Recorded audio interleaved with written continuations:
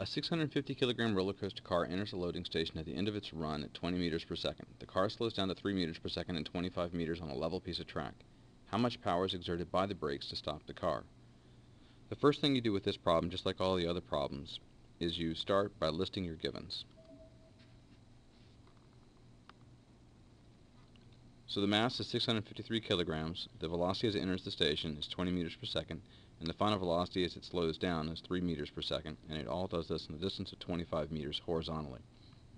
In order to find power, I could use kinematics equations to find the force, the distance, and the time, but because this is a unit about energy, I'm going to use work over time to find the power.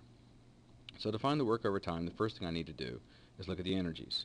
So total energy at the station, I've got the force of the brakes. Now the brakes oppose the motion, so the brakes are doing work on the car. Because the brakes are doing work on the car, we subtract that from the initial energy, which is the total energy at the station. So now I have total energy at the station minus the work of the brakes equals total energy at the end where it slows down.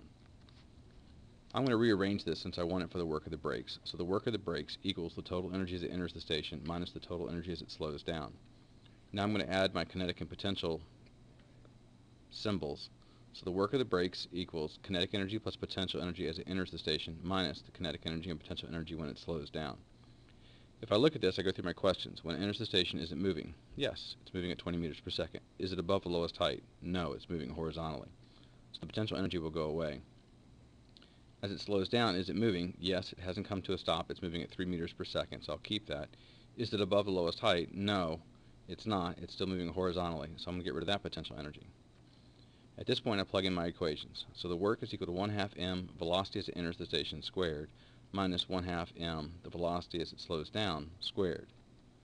Then I'll put in my numbers. So the work is equal to 1/2 653 kilograms times 20 meters per second squared minus 1/2 653 kilograms times 3 meters per second squared. And at this point, I can solve for the work.